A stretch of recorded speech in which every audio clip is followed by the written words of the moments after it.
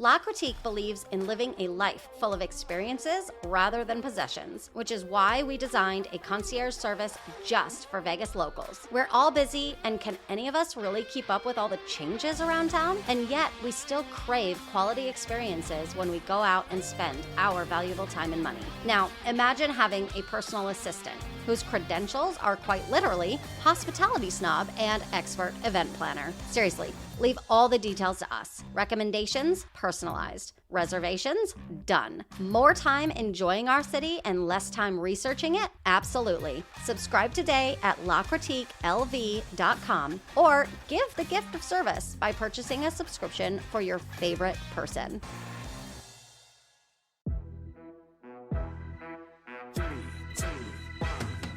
Welcome to the VegasStrong Revival Podcast. Buckle up because we're taking VegasStrong culture to a whole new level this season. I'm Britt, your host, alongside co-host Desiree Wolf, event professional and host of the Slightly Unfiltered podcast. This season, the gloves are off and we're ditching the scripts for raw, relatable, and even shocking conversations, tackling real issues locals face and bringing in voices from various industries like fitness, charity, aviation, and more. Don't forget to follow us on social media and visit lacritiquelv.com for more about how we're helping residents and local business owners reconnect to the real meaning of hospitality. Ready or not, here we go.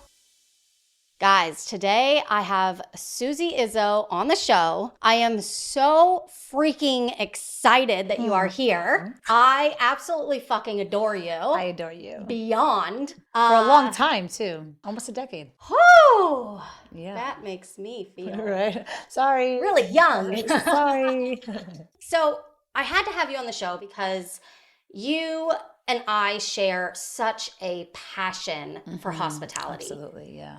In event planning specifically, but True Blue, you love people. You love serving people. I love it. You love being the orchestrator of all the things to make it all happen and the magic and making those guests feel like they just stepped into something that they've never stepped into before. Yeah. Right? I like the behind the scenes of it too, being able to give that to someone without having to be on display doing it, you know? Because service is it kind of is like an undercover talent, You want to be, what you do should be felt, but not really seen. You know what I mean? Absolutely. Tell me a little bit about your background of hospitality here in Vegas specifically. And then, just generally why you love it so much. So I came out to Vegas to work for the Marriott. I worked for the Marriott in Kentucky. I did my internship with them after college, and then I came out to Vegas. That's what brought me to Vegas, was the Marriott. So I was with them for 8 years total, but maybe 4 years out here. And then I moved into the Cosmopolitan and really got my taste of Las Vegas hotels. And I was like, I like this. It must have been a newer property when you started. Yeah, it was brand new. And the Marriott was great. I mean, I love the Marriott. I wouldn't have the skill set, the hospitality skill set, because they're corporate and they've been doing it and they know what they're doing. And you drink the juice, you drink that juice, like, give me more. So all the training I had there really helped me progress and shine in hospitality in Vegas. I always say if it wasn't for, and I came up with the Marriott in Kentucky, but so it was a small town, but it was still the Marriott. They still had their procedures and SOPs and how to talk to people and how to respond, how to just all those workshops and those classes and those training, the management training classes really helped me to excel in my career. But I loved hospitality. It's all I know. I've only worked in hospitality. I never worked in retail. I never worked in anything else like office admin. No, I was always hospitality. My first job was in a bakery. Okay. Which I wasn't cooking. I was in the front, so I was hospitality. You're a New Yorker. Yeah, I was a Italian New York bakery. Okay. Yeah. And that was my first job. I was 14. I don't know if that's a labor law anymore. I don't think I worked that young. Probably. But and then I worked in restaurants, and that's all I knew was restaurants. Catering halls, restaurants, and then hotels with the Marriott. Marriott was my first hotel experience, and we worked. Why hospitality though? For you personally, what is it that fuels that for you? Oh. You don't know? It's a feeling of service. I just enjoy, I volunteer a lot and all that kind of thing, but it's different. It's not like you're helping them, but you're creating a happiness for them, I guess, I don't know. I just love it. And how long have you been in Vegas now? Almost 15, about 15 years. Oh wait, I came out here. Okay. So 15, 16 years. what do you love about living in Las Vegas? There's a lot I love. I love the accessibility. It's, I mean, now it's gotten a little worse since COVID and all this California people moving in. Yeah. But no, the accessibility, it's an easy town to live in. It's close to the airport, the greatest of the greater here, great shows, great restaurants. The weather's great usually, 10 months out of the year. It's awesome. It's really hot today. Yeah, oh my gosh. It's an easy town to live in. I don't know. And I like the history of it, like how new it is. And I don't know, it's a special place. There's no place like it in the world. I was just talking about this with Tony, and we were talking about the pool parties or something. And I was like, there's no place in the world. Like you could find nightclubs and all that kind of look like Ibiza and like all these tropical locations or the big cities, they have nightclubs like huge, but you have the nightclubs and the day clubs and it runs from the day club straight into the nightclub. Like there's nothing really like that in the world, So in that sense, it's very unique, and then just having everything so condensed, the best of the best all within 2 miles, whatever it is.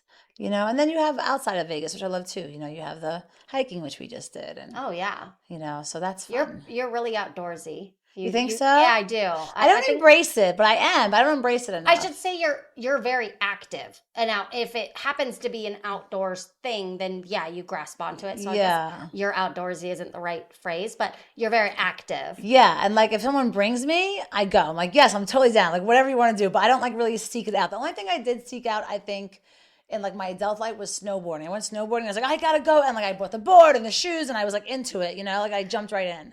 But everything else, like someone needs to like bring me and then I'll go. But I enjoy it all. There's nothing like I don't like. And we have snowboarding. Yeah, that's where I did it. Then that was it. I was like up there like every day that year. I was obsessed with it. I love it. We'll have to go snowboarding. Yeah. Yeah, for sure. Yeah. I've been doing it since I was 10. Yeah. Oh, so you must be amazing. So this is nothing to you. Mount Charleston is probably like easy peasy. Yeah. Yeah. Yes. Yeah. It's a small mountain. Yeah. Well, I went to Utah and I was like, oh, this is 10,000 feet. Okay. Yeah. Like, I'll take you to Utah. I'll take you to Utah. We'll have a good time. So, okay, back to hospitality. What was your most exciting hospitality gig or event that you ever put together? Can you think of it? My most exciting. I've worked with some famous people, I've worked with, of course, now I want to remember names and I can't. Of course. It's okay. Of course. Pitbull. Okay. I can't think of on the spot. It's okay. But my point is, I think that it's not, which Pitbull is an amazing man. He is so nice. Like the things you hear about him, he is so nice. He like wants to talk, his manager was like, okay, so when you bring him through like the green room, not the green room, the meet and greet, we have to like move it along. Like he has to move quick because he's going to want to talk to everybody. Like he wants to have like full blown conversations with like all his fans. So he's like, so we got to keep it moving. I was like, okay, cool. So then I meet him and then he's like, where are you from? Da-da. Like you have to see our photo together. He's holding me like if he knows me for years. Like he is so, so nice. That's amazing. My point is it's more of like the experience and I think the person, right? Because Pitbull could have been a dud or whoever. Flow Rider was the one I was thinking of. Okay. These people could be duds or just like, not cool people, and it's not a cool experience where you could have, a no-name artist or a no-name event where just the vibe and the energy and the people are so cool. Yeah. That what makes it like your coolest event ever. So when you and I met, you were at Light Group. I came on board and you were primarily doing corporate events at pools and nightclubs. Yeah, that was the best job. Tell all of our listeners how insane your life was during that time. It was so good. Like, the universe gives you what you can when you can handle it, Like I was new to Vegas and I was single. I had no one to go home to, no responsibilities. And we just worked out of so many venues that we were always everywhere. Like we knew everyone. We knew all the servers, all the bussers, all the managers, and all these nightclubs and all these day clubs. And you knew all the back of house. All the back of house. Hallways. Yeah, hallways. So when we went out, it was just like this beautiful fluid flow of work and play. Yeah. It was just awesome. It was such a good time in my life. And life really does change as you change. Like then Light Group the whole story with that, whatever, that. Light Group to Hakkasan. Light Group to Hakkasan. And then then Hakkasan was kind of the same, but then I left Hakkasan and went to Dre's, and that was like one venue, and that's when I met Tony, my partner. Okay. So that going to all the different venues and being everywhere all at once slowed down completely in my life, kind of slowed down in a great way, Yeah. And my partner, different kind of life. But that time was really, really wild. We were just everywhere all the time, Do you want to say hi to Tony since you're on the show talking about him? Yeah. We love you, Tony. Yeah, Tony, my one and only. Would you say that you were able to take your experience from Marriott, the training that you had at Marriott, that high level standard of service, and apply it to, I guess, any role moving forward? Yeah, absolutely. It was, the standard of services, like the hospitality principles, things that are so kind of common knowledge once you know them, like taking responsibility at an event. You can't just say, look, I don't know how that happened. Like, no, that happened. So how did it happen? Like the client wants to hear that, and like just learning like how to recover. That was huge. I learned in Marriott, guest recovery. Like how to take a client that's really pissed off and make them really happy. That was a huge lesson. Okay, tell us. No, because this podcast is all about helping locals, either who are in the industry or not. Let's be honest, pissed off guests happen in any industry, including retail and medical and everywhere else. So give our listeners a few tips how to handle a pissed off customer. Yeah. Well, I think one is take your ego out of it. It's not about you. Whatever they're pissed off about has nothing to do with you. Unless they're literally like, I hate you, you're the worst person ever.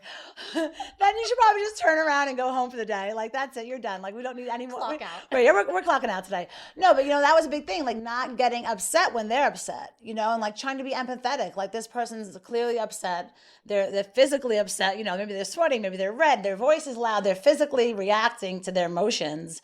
So like, taking your ego out of it and coming from a place of service. And how can I fix this for you? How can I make this better so you're not upset? And I'll never forget the Marriott. I was like brand new to the front desk, and I was like 2 days old, and I checked in like platinum member to a dirty room, like his. Oh no! Yeah, like the penthouse was like dirty. Like I checked him into there, so he comes back down. Worse. Oh my God! It was. I remember the feeling. Like I remember like what. And he comes back down, and I was like, I was sweating. I'm like visibly upset. And he's like, calm down. It's okay. And he's like, he was such a nice man. He goes, it's not the fact that you make a mistake. Everyone makes mistakes. He goes, it's how you recover. And that always stuck with me. And then I was still learning then. So I was like, tell my manager and like, you send him stuff and like give him points on his card or whatever that looks like, The compensation part of it. Yeah. Which needs to be heartfelt too. That's another part of it. You can't just offer someone, well, let me take 50% off your bill, and have an attitude about it. Is that really even what they want? Listening, right? Which comes back to being empathetic, listening. Like, what are they saying? Take my ego out of it. Don't involve my own feelings about it. Like it's it's about them and them having the experience. That's why we're here. Yeah. We're here to have good experience. So if someone's not, like, how can we, where's the yes? There's always a yes. Had he come back down from that dirty room and you were there and you had attitude, or you were like, I didn't send you to a dirty room. What are you talking about? Yeah. Oh, as a guest? He would have changed real quick. Yeah, totally. So, yeah. And like taking ownership of things, and everybody makes a mistake, but just let's move forward. Everybody makes mistakes. And if you are genuine, I think, if you're genuine about how you're told in that moment about a mistake that you made, and you, again, to your point, don't have an ego about it, like, oh, I'm this perfect human being who doesn't ever make mistakes, you're wrong. Yeah. No, I didn't do that. I don't know what you're talking about. Yeah. It changes the whole dynamic. But if you're humble about it, you're like, I can just imagine your face because I know you so well. It's like you probably were mortified. Yeah, totally. Yeah, totally embarrassed, mortified. I was like, oh, but yeah, and I think, and then if the customer still goes on and on, then it's just not about you. That person is in a bad space in life. You just have to pray for them. Again, clock out and go pray for them. Like, I'm gonna pray for you. I'm gonna pray for you. Yeah. Yeah. How do I say? Like, I enjoy I'm making mistakes. Like when I make a mistake, I've gotten to the point where, unless like it's a fatal mistake, quote unquote, that's something really awful. That's putting people in bad positions. But if it's a mistake that I can fix, I almost enjoy it because I'm never going to do that again. Right. I'm never going to make that mistake. In fact, I think I had told you this when I worked at Light Group. They bought me, remember that Staples commercial with the I'm sorry button? Yes. They bought me that I'm sorry button because I'm like, I'm sorry. Because I was new to it. I worked in hospitality, restaurants, hotels, but I never did the detailing and the multitasking and the crossing every T and dot every I of event planning. Event planning is like, event planning is brutal. Event planning is like, you got to be on it. It's the best level of brutal. Yeah. But it's So when I first got into that, I would made a lot of mistakes, but I never made them twice. But I made so many that I was like, I'm sorry, but I owned them. And like, it was kind of like, okay, we accept these mistakes because you own them and you learn from them. I just got flashbacks. Yeah, you were there for the I'm sorry button. Yeah, remember? Oh, I'm so sorry. You saying it just like that. Yeah. And I would like yell it over the cubicle. Sorry. Love it. I love My it. bad. You and I both know the level of burnout that comes with event planning and that lifestyle, that industry, that position. And COVID happened. All the things in our city have kind of morphed and changed a lot of people's direction. And you're one of those people. I don't know entirely exactly when you started Vitality. But you have now ventured off into your own wellness. Tell me all about it. Tell our listeners all about it. I know some, but you know all of it. So Vitality is a corporate wellness program that caters to meetings and conventions. So we bring all different type of modalities, from yoga to stretching to breath work to aromatherapy to Tai Chi, all these different type of wellness modalities. But the goal is to bring them to the convention space. So I always say, as event planners, you have the ability to touch so many people, right? You can offer them an experience, whether it be what we're used to is shooting guns, or maybe a chef tasting, or whatever it is, a hop around tour. So you have all these experiences and you have access to so many people. Why not put something in front of them that's going to make them feel better, right? Yeah. That's going to enhance their overall well-being. That's going to get them through that day a little easier. So what I noticed when I was doing all my events, that there was that separation, there was that disparity, that we were wining and dining our clients, but we were never taking the time to like give back to them in a more holistic way. And then simultaneously, as my event planning career was moving forward, I took my own health and wellness more seriously. And I got real fit. I don't want to say skinny. I remember. I wasn't skinny. I was like fit. I was like fit and I was eating right. And I remember I went to a class with you. Yeah, I started yoga teaching. Class or something with you. And I had a hard time keeping up with you. I was taking classes and I loved it so much. I started teaching classes. Like I became as a passion, like obsessed with health and wellness in a way that I had never was before. It was like everything I thought I knew about wellness was wrong. And I learned so much. And I was like, this is amazing. This is not what I thought it was. I don't have to live on 400 calories a day and be on an elliptical machine for an hour and 40 minutes, So I was like, how do I back it up? So as I'm, parallel, my event planning career is going, and then I'm finding my own health and wellness. And then at the same time, I had noticed that there was this bridge between the two, between corporate events and health and wellness. So I kind of had it in the back of my head, it'd be really cool. There's a company that could offer this type of stuff. Well, and correct me if I'm wrong, but it was in the 2010s when we started seeing those massage chairs show up at the corporate, on the corporate trade show floors and stuff, right? Yeah. So there was some recognition of that issue 15 years ago. Oh, for sure. Let's call it 15 years. And it was like this temporary little Band-Aid. Mm-hmm. People were on the trade show floor, the convention floor all day long, and they could just stop in and get a 10-minute shoulder rub. Yeah. And although that's helpful, it was like a touch on what can be done. Yeah. And then it was happening, right? So then fast forward a little bit, the walk runs were happening and the yoga was happening, but no one was benchmarking it. There was this company called Bella Strings, if you remember, and they had the pretty girls come out and play the violins, acoustically to top 40 music. So then other people follow them, but you only ask for Bella Strings. Even if it wasn't Bella Strings, you ask for that because Kleenex, right? Kind of a Kleenex. It might be the brand name versus the brand name. So that's what was happening. People are doing it, but nobody's branding it. No one's saying okay, Vitality does this, or this company, whatever, does this. Event planners are reaching out to local yoga studios, and the yoga studios sending someone down. That person doesn't know what we know about what those clients need. And so my mind is going, I'm like, wow, that would be a good company. But I wasn't really focused on that because I had my career and I was happy where I was. And so I didn't really say, oh, I got to do this. I was like, oh, it'd be really cool if somebody did it, right? I wasn't there. And then a little time passed, and I say it happened, COVID was just a catalyst. So right before COVID, I told the company I was at Mandalay Bay working for an entertainment company. And I said, I want to start my own business, but I don't want to leave. I don't want to go cold turkey, I had no income. I was like, so let me work, commit. I was to keep my salary and let me work commission based only, or vice versa, whatever it was. And they were like, you negotiated it. I negotiated, and they were cool with it. I was like, I want to start my company, but I still want to work for you, you know, and they were totally cool with it. So I'm like, this is awesome. I could still have an income where I'm not stressing about it, you know, but still do this startup. And then COVID happened like literally 3 weeks later. Oh. So I got the go ahead from my company and I opened my LLC on like March 8th. And then COVID was like a week and a half after that. Oh my gosh. Yeah. So then not only did I lose my job that I just negotiated this killer deal with for me, but then it was like, oh, what I wanted to do is now out the window too. But in hindsight, for me, COVID created this awareness of health and wellness, especially in the workplace, which was never there before.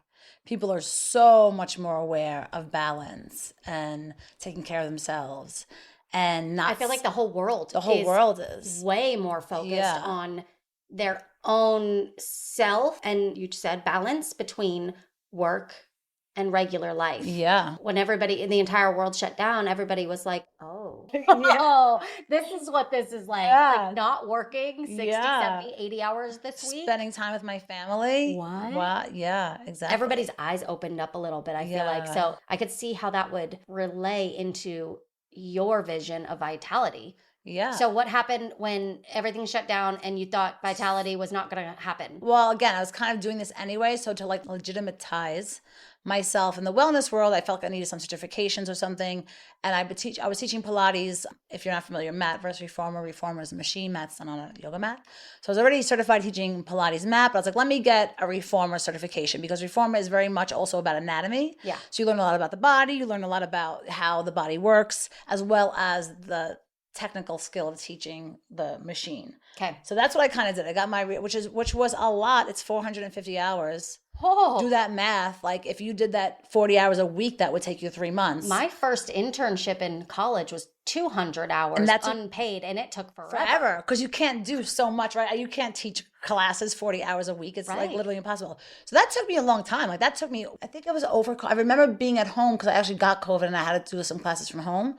So I'm not sure the timeline, but I did do that. I got my Pilates reformer certification to kind of like, you know, give me a certification, like a higher certification in the wellness world. Okay. So COVID allowed me to do that, right? So I was like building my website. I was getting my certification. Yeah. I was connecting myself to all the different healers that I met. Because that's what I always say. Like with Vitality, I don't teach the classes. I teach the ones that I can, which is Pilates. We do offer that and HIIT class because I love teaching. I'm more of like, you know, high energy fitness. Let's go, you know? Yeah, your personality is like energy. Yoga is like challenging for me. Like I take yoga. I do not teach yoga. You'd be like, you're a yoga teacher. No, I'm certainly not a yoga teacher. So, you know, my job in Vitality is to find these healers that I've dedicated my life to hospitality. Find the healers that have dedicated their life to their practice and then bring that into the hospitality world as a service. Like that's where I fit in Vitality. I'm not the healer, I'm the facilitator of these healers. And I've learned so much there's so many beautiful people in Vegas that have so much to offer. And I just want to expose them as much as I can. You know, I use different people for different classes just because I want people to get out there. And there's been plenty of times where you have like, I've seen convention attendees have that like aha moment and say like, I needed this so bad. Like I didn't even know I needed it. Oh my gosh. Like I've seen like, you know, people have called on my yoga instructors. Hey, can I get a private with you tomorrow morning in my hotel suite? Wow. Like it happens all the time. So that makes me so happy. And in fact, like for I love offering Tai Chi because I feel like something that people don't really know about. I don't. It's a transfer. You see people like, you know, Asian in the park. Or Asian people in the park, like doing their slow movements. You're like, what is that? Yeah. It is amazing practice. It's about transfer of energy throughout your body and you just feel like on fire, like you're just buzzing after. Okay, now you're gonna have to teach me Tai Chi. So like this. So back to my point about, you know, event planners being able to touch so many lives. You plan this as an event planner, you bring your group in and you 30 people, 40 people, whatever, do Tai Chi. And maybe it doesn't resonate with a lot of people, but maybe 3 or 4 people it does. And now they go back to their hometowns and they seek out Tai Chi. You just like change their whole health path in life. Oh, I love that. Right? Yeah. Like, and that's the goal. Like as the event planner in me that loves logistics and planning and creating that experience, and then the wellness part of me that wants that experience to help you, it's like Vitality is that perfect fit for me. I get to help people, but create a good experience, but in a holistic, helpful way, you know? Yeah. So yeah, that's really the most exciting part to me. So that is focused on convention floors, right? Like that's one side of Vitality. But from what I saw on social media not that long ago, you're also going to local businesses. Locals, And helping local businesses to get their employees moving. Yes. Okay, exactly. tell us about that. And that's really my next piece of where I have to where I want to push vitality too, because I've done so much. Like I'm a member of the LVHA, and I've put myself out there in the hotel scene, with the convention service managers and all that. But now I want to move towards a more local business, which for me as a business is what I need, because I need that recurring.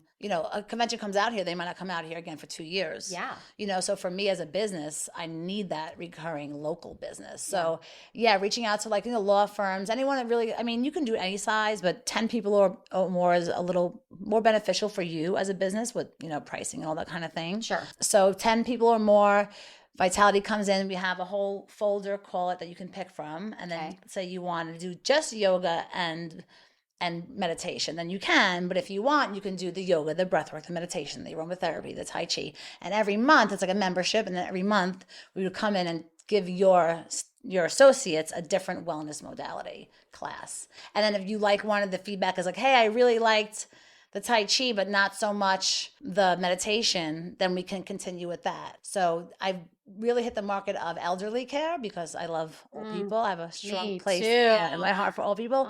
So we're in a few assisted livings, and they love our dance class. They just can't get enough of moving and shaking. Oh my God. It is the best. It is the best. I watch. Yeah, it's like chair Zumba, right? It's like chair dance. Yeah. So we just, we arms, lift our knees up, we twist it out, and it's all fun music. I have so much fun.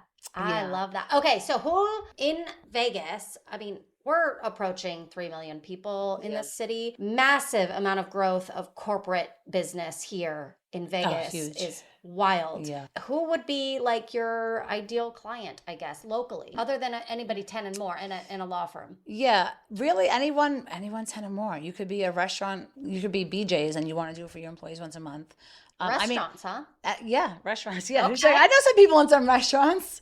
I don't know how that would. You do it in their space, though. As long as I was going to get to it. As long as they have the space. As long as you have the space where we can do it. And then again, if you want to, we can go to a park. That's an option too. If you don't have the space, I was just talking to a dispensary, and all our space is filled with our product. We have a lot of space, but none of that space is for that. Yeah. So it's we can go to the park. If there's a park near your office, that just creates a little bit of a challenge because you want to kind of keep it inclusive. So you want to make it easy for them, right? You don't go to the gym if the gym is too far. Yeah. So you kind of want to make it easy for them, on their time while they're in the office anyway.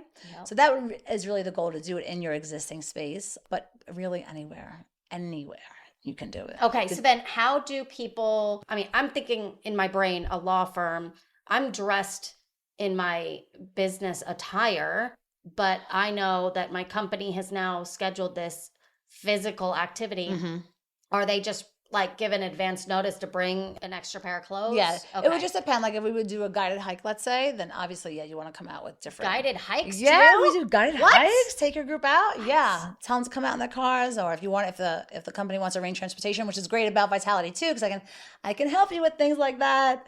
If you want to do a whole day of it with food and beverage and all that kind of thing, I can obviously help with that. Yeah, and then but a lot of stuff we do is business attire friendly.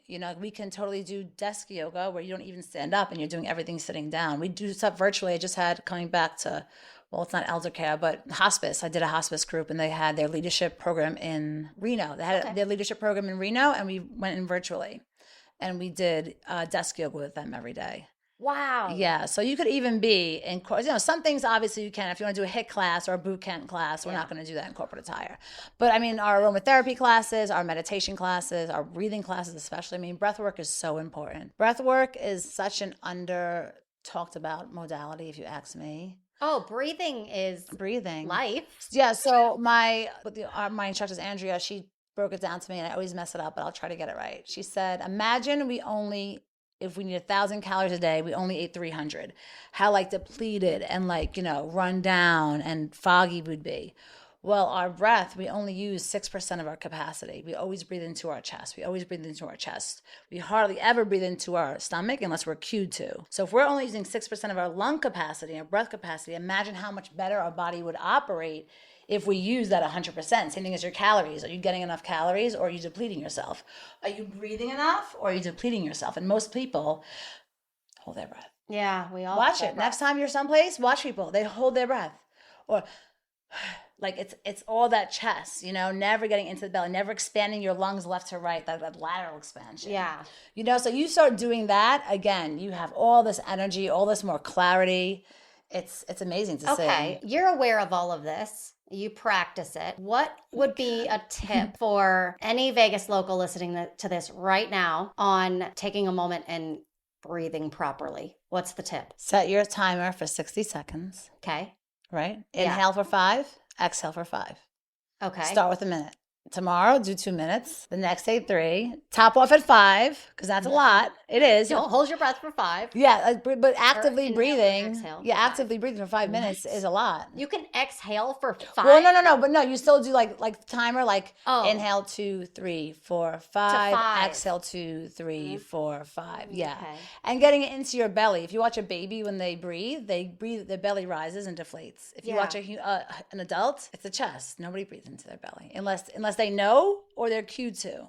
But if you're just the random person that hasn't really discovered breath work or know what it means to breathe, it's all that chest breath and the holding of the breath. I do it. Yeah. I mean, I'm not this guru of health let's get it straight, people. I am not this guru of health by any means. You're not the Jillian Michaels? No, nor do I play. I'm the facilitator and the student. Hello, okay? Let's be clear. Love it. Let's be clear. But yeah, so I catch myself all the time. And then even when I'm very impatient, when I'm waiting for something, it could be when you put in wait for your email box with a 6-digit code. I breathe. While I'm waiting, I actively breathe. One, why? Because I'm impatient. That calms me down. That slows me down. And then I get those moments to get into that belly breath. So that's just kind of a habit that I've created, that anytime I'm waiting for something, I focus my attention on my breathing, and then the wait becomes shorter because I'm not paying attention to it, and then I'm getting that benefit. So that's a good tip too. Anytime you're waiting, just focus and just feel your belly rise and deflate. You could feel it. You could open up your rib cage left to right. Can you imagine if everybody would take this advice and apply it to when they're driving in town? That's a wonderful example. Yeah, I do it a lot when I'm driving, I'm in traffic. Again, with the wellness, it's your frame of mind. Taking that moment. This is a grateful moment that I have to be able to practice my breathing rather than I hate this traffic. I kill myself. These fucking cones. Yeah. Oh my God. I drive through them now, just FYI. I don't care. Arrest me. Do what you gotta do. Ticket me. I'm not. You have cones set up for a mile and there's nothing around. 3 miles. I was on the freeway. It confuses people. We are confused out here. No one knows how to drive because you have all these cones out. Yeah. Pick them up. Clean them up. Exactly. That's vitality. Bringing that health and wellness awareness to a place that is not often found. Okay. What's the best way for them to get a hold of you, contact Vitality, set up a consultation? Yes. So my website is celebratevitality.com. Vitality.com was taken number 1. At the same time, we're having fun doing all this, right? It's not like these serious yogic classes where everyone is shh, be quiet. We have to have fun. And that's another thing too. All my instructors, I don't want to call it interview. I don't interview them, but I make sure that they have that hospitality to them as well. Yeah. That they can make a room laugh, that they can command a presence in a room. They know how to speak to people, that I can trust them if someone does want a private with them the next day, they're representing Vitality properly. So absolutely. So I definitely vet my instructors in that way. And most of my instructors, unless they're a recommendation, I've known them. I've been their student for years. So that's really nice too, to have that new kind of relationship with them. That's awesome. You've taught me so much, and now I just want to have you teach everyone else. So celebrate. So thank you. Celebratevitality.com. But then really on Instagram, I post most of my, Instagram is so easy to see everything. So I post most of my events on Instagram, and it's Celebrate Vitality.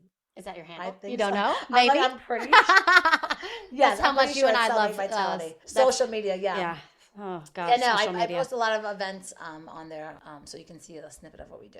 Okay. Yeah. Let's divert for a moment. This is the VegasStrong Revival Podcast, after all. Tell me what Vegas Strong means to you. Vegas Strong means to me that Vegas has become a place of unified people rather than just transient folks that have had family here at one point and now they don't. Vegas Strong means to me that there is a community here that didn't exist 10 years ago that has come together through tragedy, through sports, through just being a local after COVID and what that means, through understanding of what COVID did to the city and still being here.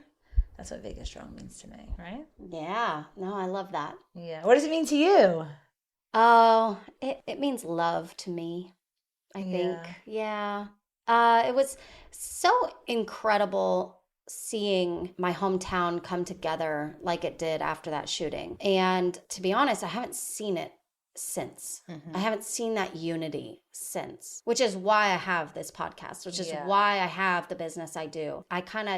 I just want it back. Yeah. But I don't want the tragedy associated with it. Yeah. Right? I'm just trying to inspire people to keep loving one another. Yeah. Love your neighbor, right? Yeah. Embracing as your neighbor, not just as, like I said, like a transient city. But I feel like there's been more of that for sure. I think COVID changed things a lot for locals that have been here, not the ones that came.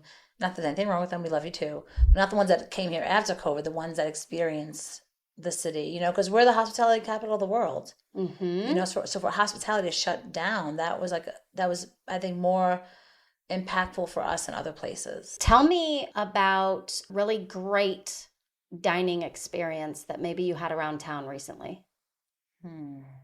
Or a really bad one. Well, I was going to say, before I go into that, I love what you're doing though, because you're creating that local bond with the restaurants, right? You're creating that keep it local. Let the locals tell you and decide where you belong as far as like the rating and all that. So I think that coincides perfectly with Vegas Strong. I think you and I talked a little bit about it. It's you and I have all this experience on the Strip with these really high standards. We know exactly how to welcome a guest and make them feel important and valued. We know how to wow them. We know how to roll out that red carpet. We know how to process their requests in an efficient and meaningful way. And we know how to communicate, period, right? We know how to get the job done so well we can do it in our sleep. Yeah. And everybody in the world knows that when you travel to the Las Vegas Strip, you get a high level of service. I do not get that level of service anywhere else in town. Generally speaking, I shouldn't say anywhere. It's not 100%, but it's really high, right? Yeah. The last restaurant I was impressed by, and I'm so proud to be able to say this on my podcast, was Ada's Wine Bar in Tivoli Village. I don't know what training they're doing. They do have a celebrity chef influence there. I, for the life of me, cannot think of the name off the top of my head. I'm sorry. I wrote a personal email to them.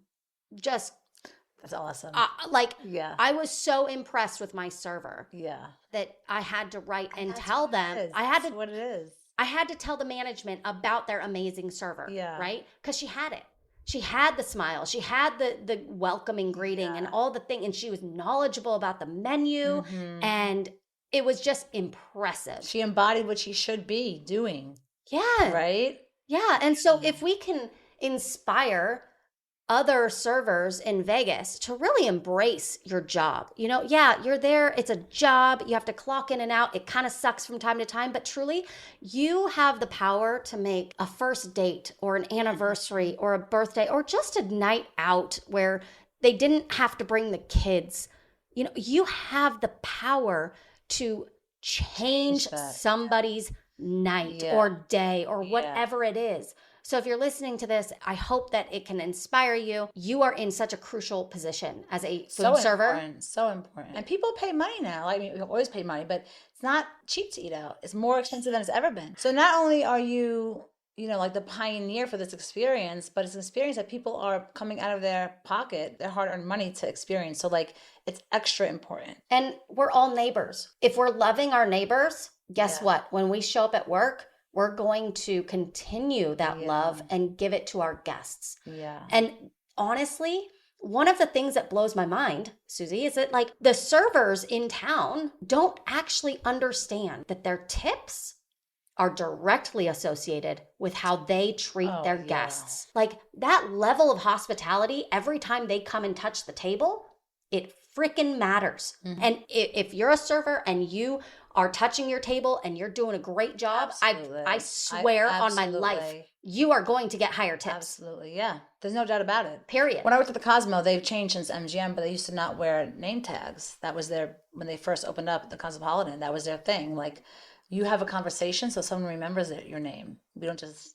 I hate that personally. You hate that? I do. Why? I love that. Tell me why. I hate it because if somebody says their name once, You couldn't forget.